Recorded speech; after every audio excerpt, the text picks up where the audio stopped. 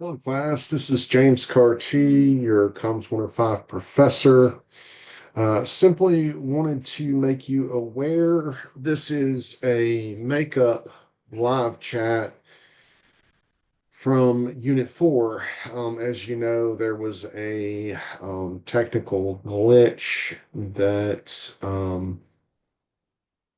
kept us from meeting together last week. And then it was kind of towards the end of last week. And so, I had a medical incident I needed to take care of late Thursday, and then family came in for the Easter holiday, and so thankfully CTU has been really flexible with those who had planned live chats, and it didn't work out. I also wanted to make sure that the system remedied itself, meaning that it was functional for a few days before I tried anything in terms of recording this live chat. And then I thought a YouTube link might be a good way to do this so you can watch the video, write a summary, and get your extra credit. So I've really enjoyed the class so far. So sorry for the technical glitches. That was out of my control with the LMS system. And then I had a couple days filled with a lot of activities. Wanted to make sure that our video platform was working, and then again just kind of decided with the universal option of a video interface video that maybe this would be the best option for everybody to quickly do the assignment and then get their extra credit moving forward. So we'll go ahead and get started. This will follow the same routine as every other previous live chat. I will go over the assignments, give you additional thoughts. We'll go over some of the main terms that are approximately at this time of the semester, and then from there we'll even sorry, I'm just like, it's been kind of a busy last few days, but from there then we'll jump into some additional information maybe about intrapersonal INTRA, personal communication, and business communication toward the end of the class if we have any extra time. And again, for those of you that want to watch this for your extra credit, you will then have that option. Okay. Um, so let's go ahead and jump in. So we're really getting into, Unit 5. I mean, our Unit 5 live chat will actually be this week on Wednesday, on April 23rd at 1 p.m. So shortly after this video is posted here on Monday, April 21st, you'll have access also. We'll have the live chat at its normal regular time that was scheduled on that Wednesday afternoon, so nothing will change there, and hopefully all is said and well and fixed with the CTU, Zoom, and learning management system, so we won't have any further issues there. So you'll have an extra week to do the summary for this live chat. So let's just kind of start there. The Unit 5 live chat extra credit summary is due Sunday, April 27th. And so that will be the live chat where hopefully the system will be working. We'll meet for an hour. Either you attend that live chat or you write the extra credit summary. And then to again explain this video concept, because this will be the first time I've done this at Colorado, but I haven't had that many technical glitches where I had to come up with a plan B. So the Unit 4 live chat extra credit summary will also be due Sunday, April 27th. So because of the glitch and the delay and the hiccups, I'm essentially giving you an extra week to watch this 1 hour live chat video and then write your extra credit essay following. Hopefully that makes sense. So, so basically, again, there's no like attendance because this is a posted live video that is impromptu for this specific special situation. But you can write a summary. You have an extended week for the Unit 4 live chat, and then the Unit 5 live chat will occur as regular schedule on that Wednesday afternoon. So wanted to get to IntelliPath. So like a lot of you have been doing really well with IntelliPath. You've been working through these. So again, just to reiterate, let me back up for just a minute. So the Unit 4 live chat extra credit summary from this video is extended 1 week till Sunday, April 27th. The Unit 5 live chat extra credit summary is also due Sunday, April 27th. So you got a 1 week extension because of the technical glitch with the Unit 4 live chat. However, again, the Unit 5 live chat will go on as regular. So if you attend it, you'll get that, extra credit, or you can write the summary and turn it in by Sunday, April 27th. And I just pray that when I start to record the Unit 5 live chat that the Zoom and the LMS is functioning well, because it does kind of throw off a lot of people's schedules. But anyway, so hopefully we're back on track this week as scheduled. So again, the Unit 5 and Telepath is due Sunday, April 27th. It's 125 points. You can work on all of the Telepath lessons throughout the entire semester. So even if you want to improve your scores up to the last day of class, I ask students, please keep improving those scores. Please keep trying your best. I mean, it's a really nice feature of these classes to be able to like retake these lessons and then to get the highest score possible. Because as I've told you, I get numerous students that make over 100 in this course that just kind of do very well and move on to do bigger and better things. And so then they've done what needs to be done, and they've made over 100 GPA booster, done really well in this class, and taking the lessons they've learned and then applied it to their future classes at CTU.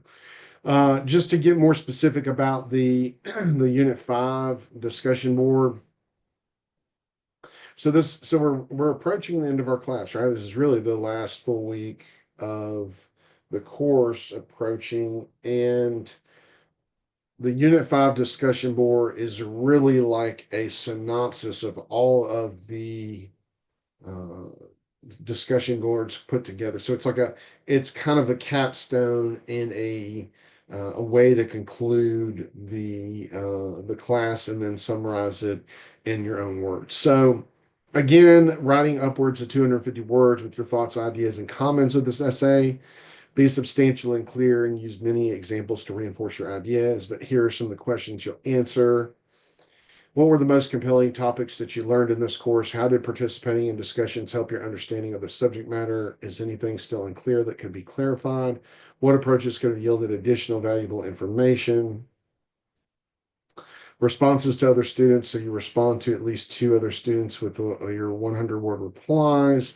What differences or similarities did you see between your posting and theirs? So you're answering these questions and again, kind of summarizing the course and asking if there's clarity on anything else you might seek to understand further.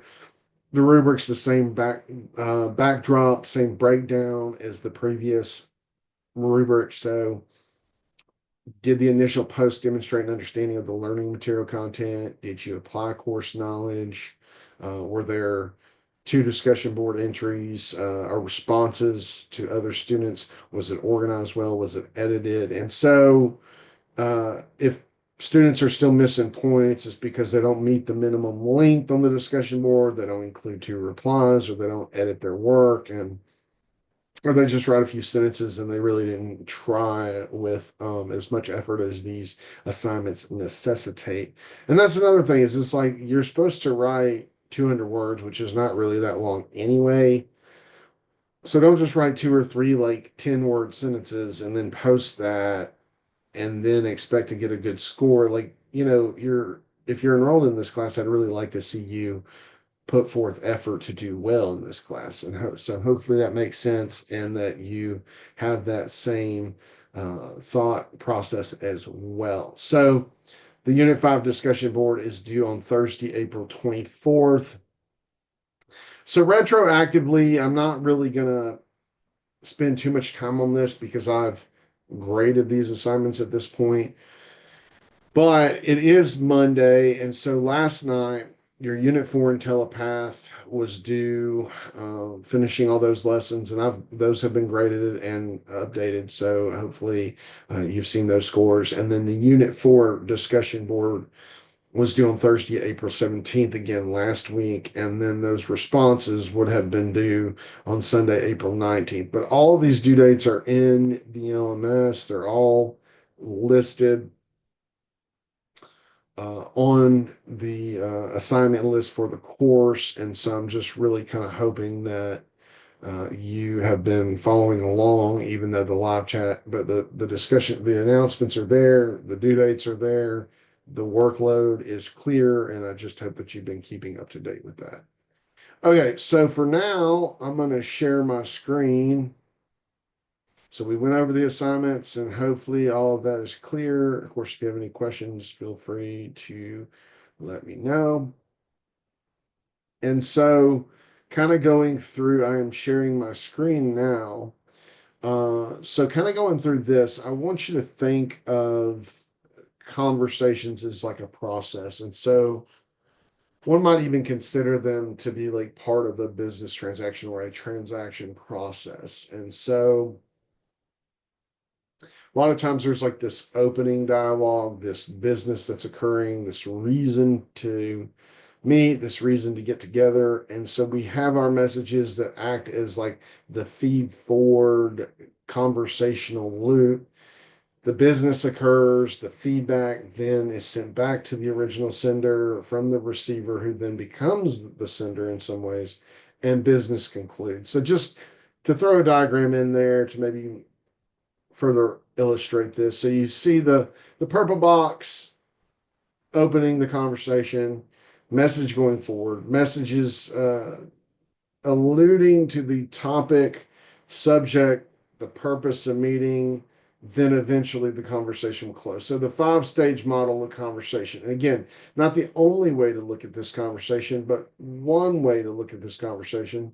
I wanted to notate this, but it's not really giving me an option to do that. Anyway, usually I draw on here, but I think of this model of conversation as a circular process. So like we've already discussed multiple things in this live chat, and it's only been about 10 minutes. And so you'll see that there's a lot of business matters to discuss. A lot of people sometimes say, well, okay, before we get started with class, I'm going to discuss some housekeeping matters with you, and or house cleaning matter. And they're talking about details or events or general announcements. I think that you should know maybe before a lecture begins, or class and group projects or group discussions go on. So it's kind of one of those things where it's like, even in the sequence of the class, you have multiple transactions, multiple conversations going on, multiple reasons for meeting. And maybe we can discuss a little bit more of that with the example I'm about to give here in just a second. But there tends to be cooperation in these conversation transactions, right? So we can think about the quality of the conversation, the relationship, the manner, the context, perhaps even the quantity of how many occur. I've often said in this class, I show you pictures and I say, oh, there's a story here, there's a communication narrative. And we don't have to necessarily be one of the people in this room to be an external witness and then to say, hey, I think this is what's going on here. I think this is a business meeting or maybe a graduate course in an MBA program, and they're having a meeting, and it's clear that the man with his right hand towards his blue tie, and kind of in the upward center of the picture, is leading the meeting. Non-verbally, he's lifting the picture. Everyone's eyes are directed towards him. And even non-verbally, we can kind of start to see and build a scene in our mind of what's going on and maybe even some of the things they might be discussing. So a lot of times in the discipline of communication, you'll hear us refer to face work. And face work is simply like the mask or face that we want to project to the people that we are around. And so this can have a lot of different dimensions. But typically, if we're in conversation or we're in social circles or social networks or whatever the case may be, it's in a polite state, right? People are polite. In fact, it's almost against the social norm when somebody's kind of rude, because the person was like, "Oh, that person was so rude to me," or it was rude when they cut me in front of me in traffic, because it's against the norm. It's against the societal expectations that things are going to move smoothly and go fluidly and people are going to be polite to one another. Although that's not reality, right? People are people and it just is what it is. But we have different maxims that might apply, such as generosity, modesty, agreement, sympathy, even empathy, tact, and then approbation.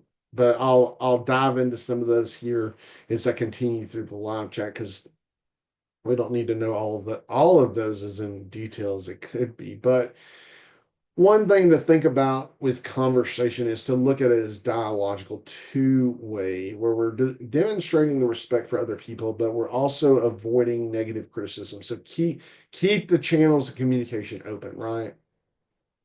Always a solid idea and thing to do is to acknowledge the presence and importance of the other people, of the other person, the other party that might be present in the conversation. So it's not, it's kind of one of those things where like this is not meant to like be pointed at any like person in my life or yours, but there might be some folks that you interact with that you don't always enjoy the conversations as much because it's not dialogic. It's very much one way. They breathe all the air around them and absorb and consume the conversation rather than really giving the other person a chance to speak, right? Cool. So we could say in that instance that the presence is not acknowledged, the person may not feel as vital, and that one person really is taking all of the airwaves without even like really showing that other person respect that we like to see when it comes to conversational matters. Now, when there is turn taking, right? There's speaker and listener cues. Sometimes there's back channeling cues or interruptions happen. So, like in this case, most live chats, I would say maybe even every 5 to 7 minutes, if I've been talking for a long span, I'll stop and I'll say, hey, does anybody have questions or does anybody have something they'd like to add? And you guys know that that's my cue, my verbal cue, where I pause and give about 30 to 40 seconds to see if anybody chat wants to type something in the chat box or if they want to say something after unmuting their mic. So that's a that's an example of the turn taking with the technology integrated. Listener cues here on Zoom might be when somebody raises their hand with that emoji, they unmute their mic. A lot of times people will accidentally unmute their mics and I see it. I don't always see it, but if I notice it, I'll say, hey, Elise, Matthew, Stephen, not thinking about anybody specific. Those are just pseudo names. But do you have a question? I saw you unmute your mic. If you don't, it's okay. But I just wanted to make sure. Back channeling cue. So I was talking about that when I was talking about those assignments. I was backing up almost because like the and again, it's only happened 2 times in my four and a half year period at Colorado Tech. The technical glitch through this whole, the system not working last week kind of threw a wrench in this whole like schedule of live chats. Because usually I have my live chat and then I've got several other jobs or businesses that I'm working on and I move on to the next thing, right? But I knew that I needed to get this video posted and uploaded as quickly as possible. And so I was back channeling, trying to explain that while also staying present with the Unit 5 lesson soon approaching. So it's like I'm trying to adjust in the unusual breakdown of moments because technology was not working correctly. And so like a lot of times we've got to back up, think about what we were saying and reiterate something if we were not if we didn't mention what needed to be said or we thought of something else that needed to be said and then we add it into the conversation with those details. And then interruptions happen all the time. I mean, I really try my best to do these live chats when my family is not, because I work at home, and so this is my home office. And when my family's here, we live in a pretty small living residence, and it can be loud. And like if one of my children come into the live chat video, like I don't stop it because like it's a lot more problematic to to start and or to stop and start the recording when my children make an interruption, other than like taking a minute to deal with whatever's going on, to ask my wife for some assistance, and then get back to the video. So like it does happen. It's very rare. Or I've even let my children come in and say hello, and they want to they want to talk to the class. And those are like those are blessed interruptions, right? These are good things to have family present, but for the sake of having a fluid 1 hour session, I try to minimize those interruptions. I put my cell phone on silent, or I just put it away, though. And that's the thing, is like technology has become its own interruption, right? Like I was down on a college campus this past week, and I almost ran into two people because they're staring at their phone, walking, staring at their phone. They were not paying attention to somebody walking in their direction. And then when I tried to go around them, they tried to go the same way and almost hit me because they're not paying attention to what they're doing. And so it's like, that's an interruption, right? When I go to dinner with somebody, and if they're on their phone the whole time, to me, it's interruptive. It's kind of rude, especially if I'm like blessing them with a meal or a social engagement or just trying to spend time with them. So like technology, more specifically with the cell phones, has become maybe the biggest interruption of all these days. So moving forward, we think about the principle of process, right? So that we see conversation is like this developmental process that involves these 5 stages as previously discussed. Or we have these maxims of quality, or the relationship context, the mannerisms that are happening, the idea of politeness, that the typical status quo is conversations are going to be polite, and maybe that includes some sympathy, modesty, or agreement for the sake to be agreeable. Dialogue being dialogic, where people are listening and responding as well as speaking. It's like it's a two-way street, two-way channels of communication. Or we're turn taking, so we're taking turns, but it's relatively short, easily exchanged, everything's understood clearly. And so that is how that principle of conversation looks. So different ways, again, to look at conversation. So when I say self-disclosure, and this was probably me before I became a communication scholar too, my mind instantly went to human resources. That's HR, human resources, self-disclosure of information. And a lot of times when people think that HR is communicating with them, they're like, "Oh, I'm in trouble. What did I do?" Or like the professor calls on you unexpectedly, and you're like, "Oh man, what happened? What did I do? Am I in trouble?" And it's like it's like, hey, it's not always the case that you might be in trouble. It's just like, we're just trying to like pull all the information together, and it's like business communication is its own discipline and its own field of expertise. And so again, if I have time today, I'll even talk about that a little bit. But self-disclosure is more about communication of individuals and interpersonal relationships, interpersonal communication, which is what this class is focused on. So it's information about you. So it's like who you are, cultural background, your identity, choices, your preferred listeners, topics, maybe media. It's interesting because even with media these days, so it's like I know a lot of people that are prevalent, and they are social media connoisseurs, constantly on social media, but they really don't watch the news media very much. Like if they do, it's just in very like small glimpses, small details. So it's like when it says media here, I'm like, in self-disclosure, I think a lot of times that does involve media choices like news outlets, but I think it also is very driven towards social media because people talk about their lives. And so like my son, for instance, really has a fascination with hockey. It's kind of like his hockey era. And so he's only 2.5 years old, but he's obsessed. He wants to watch hockey. He wants to read books about hockey. He wants to play hockey in the living room with rubber pucks. He wants to go to ice hockey professional games. And we often take him to a minor league team here in town. And he just loves it. If it involves a ball or sports equipment, his hand is up and he's ready to go.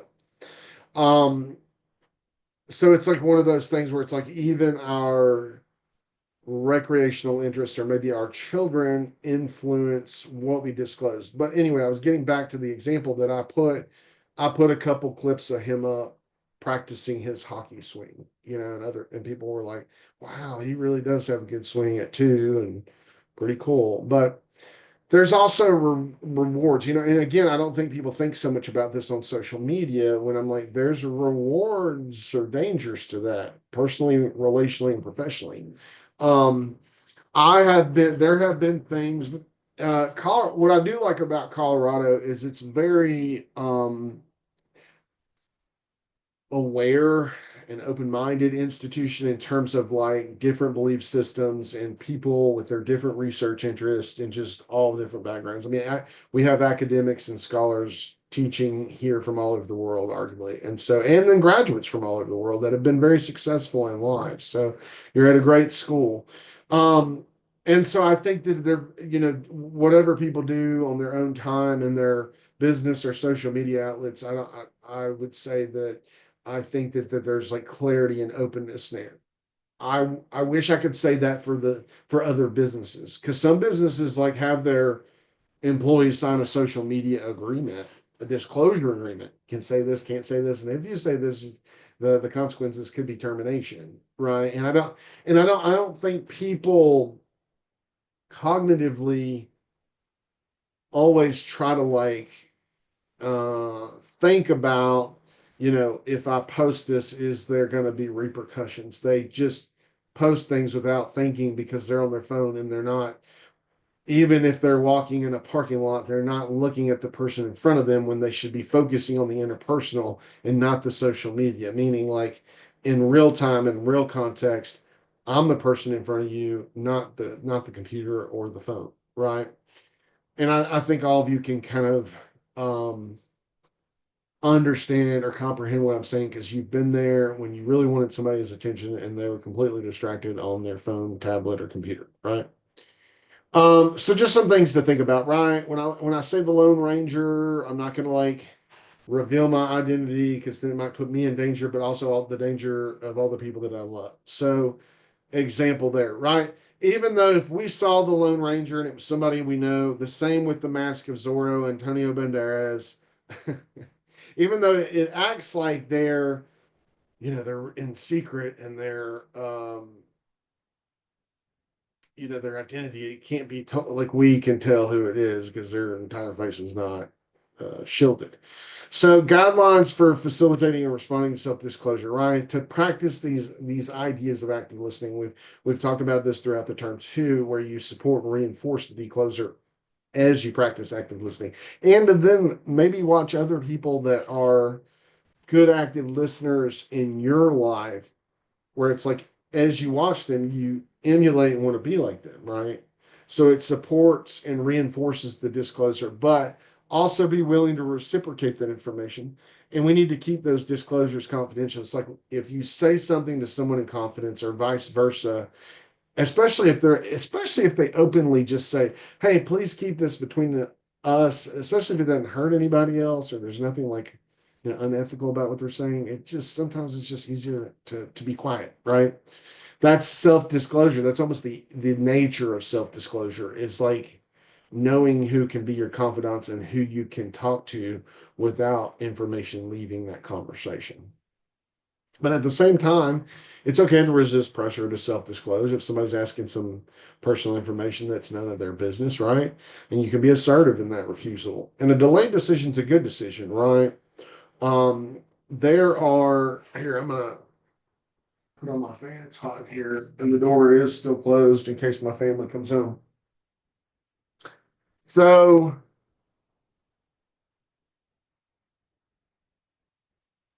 what I was going to say was, like delayed decisions and communication can be a beneficial thing. And so even in life, right, we if we take intentional time to think about whatever it is we're giving thought to, then maybe we'll make a better decision in doing so. And however, if you don't want to self-disclose information, maybe hold being indirect and moving on to a new topic is the best way to go.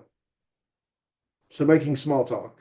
This could be like small talk looks like a lot of different things. Talking about weather, sports, what'd you do over the weekend, recent vacation you are taking or have taken. And it's just like generally positive subject matters. Trying to be sensitive to leave taking cues. Like I was on my way out the door yesterday and I ran into my neighbor and he's working on his doctorate. I recently finished my PhD, and so he was telling me about school and some of the choices coming up with like job opportunities and by no means was I in a rush. I didn't really say anything, but he saw me with my backpack and he kind of knew my laptop was in there, and so I was going to somewhere to work, and so even though it was small talk, he could kind of tell, oh, he's going to go to work and he probably needs that time to work. So he's like, I don't want to hold you up. And I was like, well, I have a few minutes, so no big deal. And so we didn't talk too long. It's kind of like just neighborly chit chat. Well, a lot of similarities there, right? We both went to school working on our doctorates, and so even though different fields of study, we will ask questions, check in with each other, and while it is small talk, it's also cordial, polite, and just getting to know one another. Now, when there are excuses, I hope that they are good. And this may even sound kind of even like pessimistic, but I'm very careful these days who I ask to go do something with me. That can be like going out to eat, a concert, see a sports event. Because, like in the past, I have maybe not been as choosy with the people that I've asked, and they don't show up. And then I get caught with an unused ticket, or I get stuck with like a transaction that I was expecting and it didn't. And to be honest with you, a lot of times the excuses were not good. They were often not great. And it can also affect those relationships in negative ways if people don't follow through on their word, right? So that's why it's important to have sincere apologies. It's important if something comes up for it to be vital. And it was like that medical semi-emergency I was talking to y'all about at the end of last week, like where somebody drops what they're doing and they're like, I couldn't come because I had to take care of this with my family or myself. And that's the kind of like logistical excuse I was thinking about. Now, with compliments, you're giving compliments. I can't really speak for other areas of the country because I've lived most of my life in the South. Some folks receive compliments really well. They say thank you, and that's the end of it. Others not as much. And so, like, receiving a compliment, just simply expressing gratitude is always a good social practice. But, like, giving a compliment just needs to be sincere and genuine. And if you know the person, maybe even better because you know whether they're okay with that. And so, kind of a nonverbal compliment that all my students give me at the end of every single live chat that I do is right here. They're smiling, they're clapping, they think that this is the best public speaking experience on a Zoom call they've ever had. Maybe not really. A lot of times you have blackout screens. I can't see you smiling. I can't hear you applauding because mute is mic'd, and it would be nice if that was the case. But even so, non-verbally in this picture, we see these students, it's these attendees, these audience members, they like whatever they've heard. They're smiling, they're happy, they're dressed up, so it must be a business function. And so we see all these nonverbal signifiers, and we know that whoever spoke must have been very talented in the message they delivered. And so when I'm giving like meta advice, it's kind of like advice about advice. So we're like exploring options and choices. It helps to seek expert advice and to make delayed decisions if we're not sure how to proceed. So one of the things I've been recently researching is more about cryptocurrency like Bitcoin and I mean, there's so many cryptos, I can't even keep up with it. um, Very volatile, very unknown to me, very like I'm not investing, a lot of money in these things. I'm just interested to do research and learn more about it. And so the thing about it's almost like, and this is just like one example, right? We could say this about investing in commodities or the stock market or whatever, but it's almost like there's so many experts or claimed experts. It's like, well, who do you listen to first, right? What do you research first? And so even in that question, we have to be careful because like um in the past or even currently, the the cryptocurrency investments are very risky, one might say. And so it's like if you were to ever even considering laying a dollar down towards that investment, it's like good to do that research. And I would say that about any investment, really, whether it's real estate or stock or whatever. But it's like even though I'm not asking like a crypto advisor directly, I am like doing my own research, right? So like it's a delayed decision. If I ever even choose to invest in crypto, it's something I'm going to ponder on for a couple months probably, but it's something that I have recently been reading about. So giving advice, receiving advice, responding to advice. I've always thought that the advice is kind of interesting because, like, if I look for advice, I'm usually seeking it out. That's my personality. So, but I've always thought it was kind of interesting with personalities that felt like they needed to give advice. I mean, we've all heard that term, may I give you some unsolicited advice? And you kind of like think about it for a minute. You probably want to tell the person no, but then it's like, you just kind of like shake your head and you're like, okay, what's on your mind or whatever. Because if it's unsolicited, it's usually not something a person meant for you to tell them, or they would have solicited and asked. That tends to be my take on that idiom, at least. And so we've kind of talked about these different forms of everyday conversations, right? So small talk, people introductions, people, their backgrounds, exiting conversations, making those excuses, being complimentary, or even giving advice. So I'm going to stop sharing that screen specifically, and we're going to share the next segment of our live chat. And again, just like the examples that I probably would have given you in the past, would have been to stop and say, "Hey, do y'all have any questions?" Right? But instead, because this is a video, I'm just kind of going through all of it.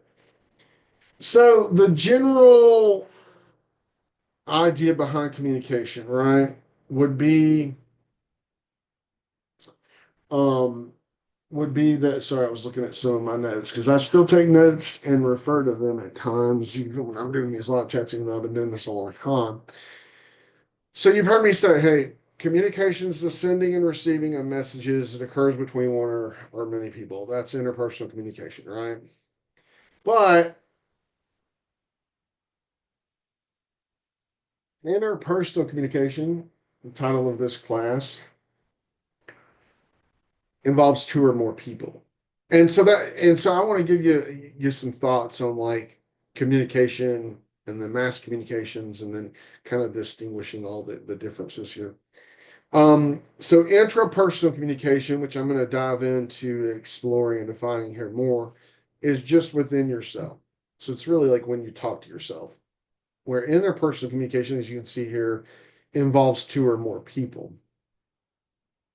When I say the field of communication, that can involve a lot of different types of communication. So it can be intrapersonal, it can be interpersonal, like this class, be health communication, business communication, organizational communication, family communication, lots of different types of sub-disciplines under the umbrella of the term communication, or also known as communication studies as a major in college. Um, Sometimes I've seen, not this class per se, but I've seen communication with an S. But it may sound kind of silly, but when you're talking about fields of study and disciplines in general, if you say communications, it's talking about mass communications. So, like mediated communication, usability, news media, journalism, social media. Whereas before I was talking about communication processes specifically, not things that use some type of electronic media or some type of technology integrated. So there is a difference between communication with a capital C with an S and without an S. And so, like, I'm not trying to, make this even more confusing than it may be when we think about the study of communication overall. So, like, depending on the context, I have seen people use, say, interpersonal communications, or they'll say mass communication without an S. And so that, like, if they do that, they're not academically aware. They're not maybe as aware as they thought they might have been. So even an S can change the meaning of a word completely, right? So I said interpersonal communication refers to the conversation going on in our mind. And so interpersonal is that those different types of verbal, nonverbal, and physical actions or expressions that people use when they communicate with each other. Nonverbal, remember, we've covered a lot of information about nonverbal communication. But when we combine intrapersonal and interpersonal, there's a real power here in understanding these concepts or these conceptual understandings, because it can lead to successful socialization, successful relationships. And so this is like the basis really of all human interactions. So thinking about this even further on the intrapersonal level, and again, notice how this is spelled. Your class is spelled INTER, personal communication. This is INTRA, personal communication. And again, it's us talking to ourselves. It's the conversation within the mind. Hopefully, that's a positive internal dialogue and not a deprecating one. But meditation, prayer, visualization, affirmations are among these techniques. And so we have constant internal dialogues with ourselves, subconsciously and consciously, every single day, all the time. Vital roles of determining our self esteem and self perception. And if you apply yourself, it may even improve your confidence and therefore your quality of life over time. So, some important factors to think about that influence the intrapersonal level. So, like, and again, we're just defining almost the internal dimensions of self. So, perspective to begin with. And I would say, well, perspective is the view or belief we truly believe to be true and valuable in our life. It's the way we look at things. It's really our paradigm, our worldview. So all these like terms might be synonymous with each other, but it's like the knowledge, understanding, and values in our minds that shape our personal philosophies and paradigms. So, like, how do we view kindness or relationship? Is it really better to be kind than be right? Most of us might agree with that comment, but it is a philosophical standard, a philosophical our statement just in general. So the way we think about our perspectives in life, right? This perspective of maybe positive thoughts lead to positive perspectives, maybe positive thoughts lead to positive perspectives and positive actions, and therefore produce positive communication and interpersonal relationships. But what makes up our perspective, there's a lot of different things going on here. So the information we intake, the knowledge we accrue and build, our majors at Colorado Tech, our education levels, our life experiences, the effects that we see in interpersonal relationships, our value systems, our religious beliefs, our systems, perceived authority, our role of authority in other people's lives, our influence of modeling. What do we project to that we would like our family to model or emulate or believe? Environmental influences, where we work, observations that we see just simply by being a participant of the world. And so a lot of different things are reflective of our perspective. So, like the way we use our time, money, energy, who we normally socialize or get along with, what kind of food we eat, what kind of books we read, what kind of activities we give priorities to, how we communicate with people, how we react and take actions when we are facing difficulties and problems. And then transitioning our self esteem, there's a lot of different ways to define this. And there certainly has been a lot of research on self esteem in recent years, or really all these self dimensions. And so it could be negative or positive. It could appear in the forms of strengths or weaknesses, or whether we appreciate our capabilities or undermine ourselves, or the feeling that we can be successful or not so much. It's like what we believe about ourselves in some ways, and then adding like a value scale to that. And so, what I like about that picture is that you see a kid looking into a mirror as a lion. And so, like, if you look in the mirror and see a lion rather than a kitten, maybe you think of yourself as a positive force of energy, a positive person with having a positive day. But again, a lot of different things to be considered with that. And so that may even affect our energy that we project about ourselves and to others. But why is having a high self-esteem important? Well, maybe that gives us strength to shape the lives the best we can. Maybe it helps our psychological state of mind and the actions we take, right? So again, we all have, I'm not, and again, when I present information in this class, it's not directed at any like really one group of students, or it's not like meant to be towards any one specific person, but we all have our ups and downs in life. We all have our valley and mountain types of experiences. So this is to talk about self-esteem as a conceptual framework so that we can talk about it as it relates to intrapersonal and interpersonal communication. So maybe solid and good self-esteems give us strength to shape our lives. Maybe poor and bad self-esteems have the other effect.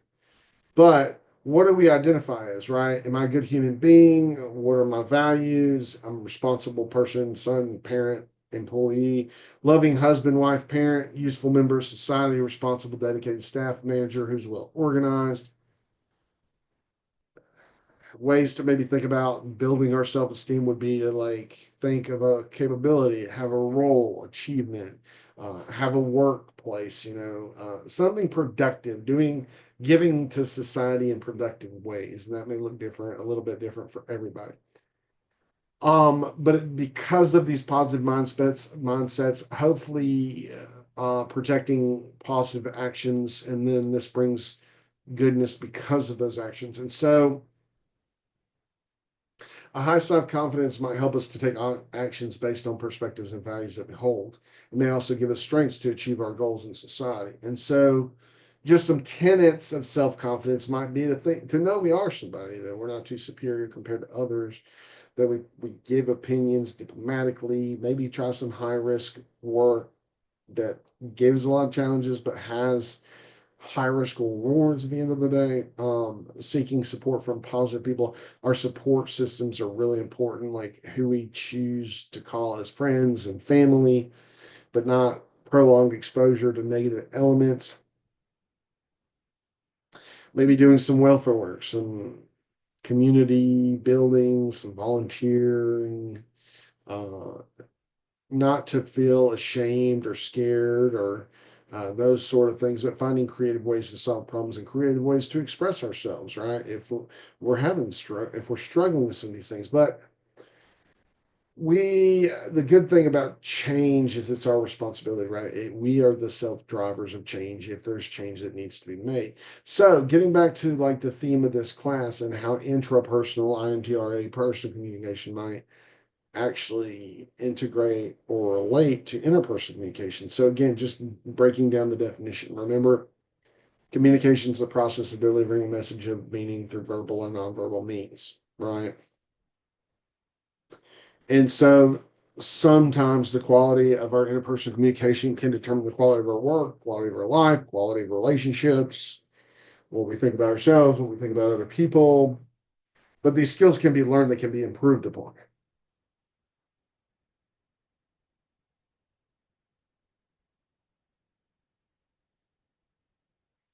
Mm, pretty good coffee right there.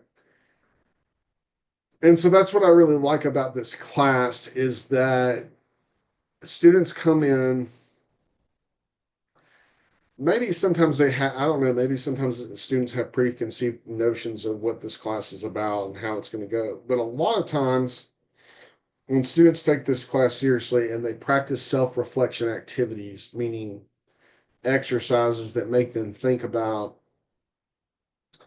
the concepts and understanding the concepts and comprehending what's going on behind the scenes, they become better communicators. They give it more thought before they communicate. And active listening and nonverbal communication and self-reflection and self-critical thinking, like critical thinking skills towards all of these ideas, becomes very much alive and real. And so when they do that, the things that we're talking about really come to life, because there's a self-analysis there that if you are if you are practicing the self-reflection, then maybe it does show that you want to be a better communicator, because you're putting in the intention to be a better communicator. You're studying it, you're taking it seriously, your grades reflect that. And so when you apply these components of interpersonal communication, you become more effective at communicating. So again, breaking this down, right? When I say conversation, it means like suitable, it involves suitable language, the tone of our voice, whether we simplify our messages or not, or even give other people the chance to talk. Trying to control from telling too much about yourself, ourselves, using closed and open questions properly, the contents of sentences, suitability of topics, winning a person's heart. It's almost like allowing a person to show themselves as being interesting. You're interested in their interesting, instead of trying to project yourself as interesting. I could give a live chat lecture just on the phrase "that's interesting."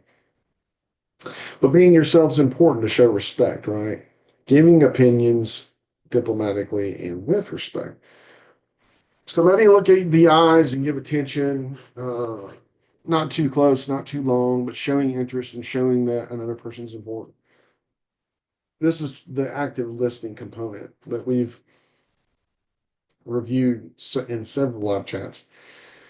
But not letting our minds wander, concentrating, not looking at other places, but showing that you're actually listening to somebody with full interest, saying, yeah, maybe even a head nod, mirroring, not looking in different directions, ensuring that you understand what you've heard by requesting or making sure, is this what you meant to say? Did I understand this correctly? Giving encouragement to keep talking, listening to these ideas, not interrupting or trying to finish somebody else's sentences, not finishing too fast, or not like pushing aside too fast to conclude, but focusing on what you're going to say, what your friend's going to say first, rather than what you're going to say. Smile, show happy faces, nod your head to show that you understand and agree. Give space so the other person has the space to see that they're talking, within the group.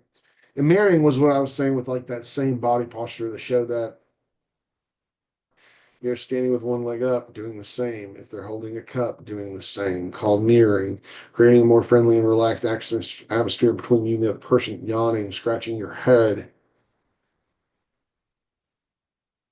trying to understand mood or the suitability of a topic, suitability of place, suitable environment, self appearance, the way you dress.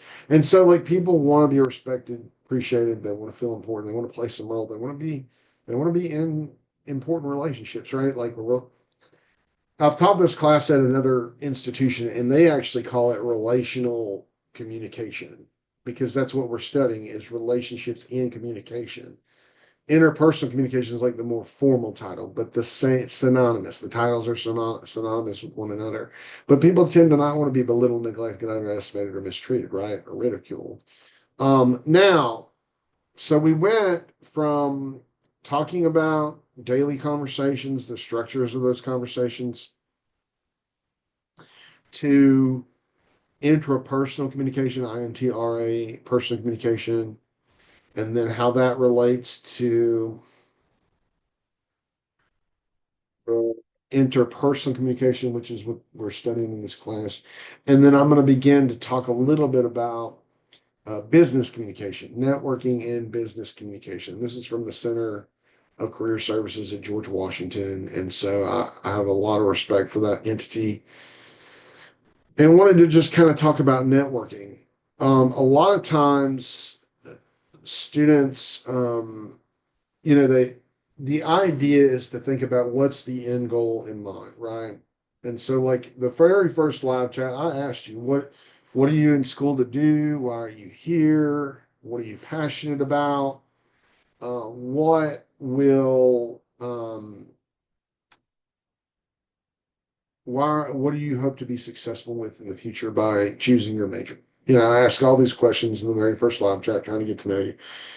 And so there's many different reasons, but so like students know the end product a lot of times. They know what they want to do, but they don't know how to get there. And networking might be one of those like avenues to achieve your goals by knowing other people that have already pursued similar goals in the same field that you're studying. And so that would be the reason of networking would be meeting and sharing information with individuals and groups of people in your field of interest. Now, one of the things that keeps people from doing this is simply being afraid. Shake somebody's hand, say hello, lead a presentation, go to a career fair, maybe a chamber of commerce event, to dress up and put that best foot forward. But if you don't do that, you might miss an opportunity that if you had done it, you would be where you're supposed to be. Most of the time, I like to think people are already where they're supposed to be. You chose Colorado Tech, which was a great decision.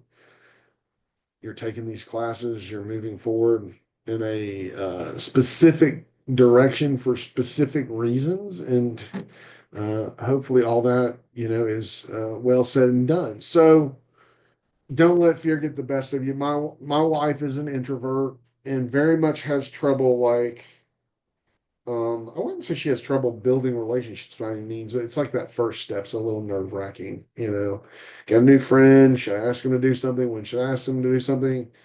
And just kind of like, but once she takes that first step, she's golden. She's great. And that's the way it is for a lot of people. It's like, once I break the ice, I'm good to go in these business communication relationships, and I'm going to keep building these relationships. So that's the purpose of networking, building these relationships, research, looking into future career interest, maybe identifying some of that hidden job market. When I say that hidden job market, doesn't mean that jobs aren't posted, but it's learning about the jobs that you would only learn about because somebody knew you and they thought about you, and so they brought it to your attention. And I have this happen occasionally. Um, but that's where the unadvertised jobs and job searches comes to play. But it's important to understand the field of communication, but to also understand yourself so that you can identify the skills and the qualifications that you possess, the strengths that you bring to the table. And then before ever conversing with a potential company you want to work for, knowing more about the company and their organizational culture is huge. Making sure it's a good fit, right? I've been told I was a really great fit for an organization. Then I've also been told the opposite. It's rare, but it happens. And so, like, I enjoy networking to connect with people, um, more for a lot of times for business social reasons, but just to like do research together, to get to know one another. And again, sometimes you might ask, well, what does that look like? Well, how maybe here's how employers look for candidates versus how candidates look for jobs, right? It's kind of in the opposite direction, but at the same time, it's very much related.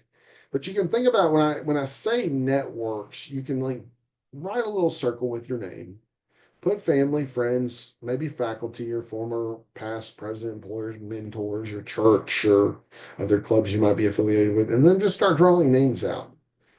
And like you can literally like maybe even make like a spreadsheet of your contacts with contact information and where different people work, and maybe even like, because a lot of times, especially if you get on LinkedIn is a business communication social media, very good for networking.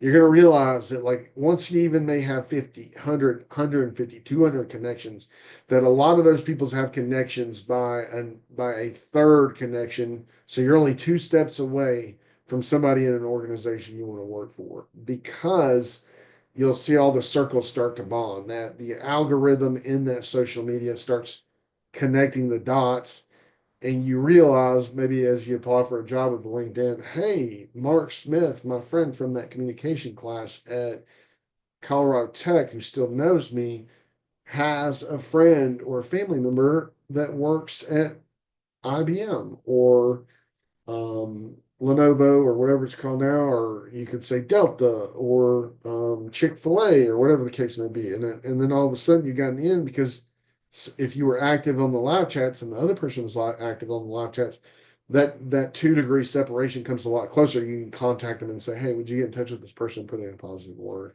I'm really interested in that company and maybe working for them one day, right?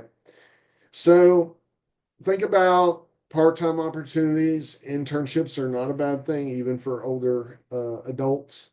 Meet with employers at career fairs, attend professional organization events. Again, I mentioned like connecting with people you know in known circles, and then like informational interviews, professional organizations, professional events, community events. When it comes to assessing yourself and researching the employer options, create and articulate a plan, and maybe even like, so like if you go to a career fair and let's say there's 25 tech companies, let's say you want to work in the tech industry, and Dell and Microsoft, Verizon Wireless, let's just say Dell, Microsoft, Verizon Wireless are at this career fair. Before you ever even go to the career fair, look on their websites, do some information digging, do a little research.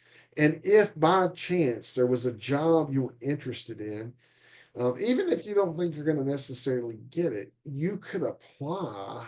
And then when you meet the person in person, you say, hey, I saw a customer service position, in Atlanta, Georgia. And I know that, we live in East Tennessee, but I just wanted to put a feeler out there and show you how, serious I am about working for your company. So I went ahead and put my name in the hat, and, I really enjoy working for your company and would be really interested in a follow up on that job position or the hiring manager, so that I could really, see if this was a good fit and bring my skills to the table and show you how it might be a great asset for your company. It's just like stepping forward, taking action before you even meet the person that may have some sway there.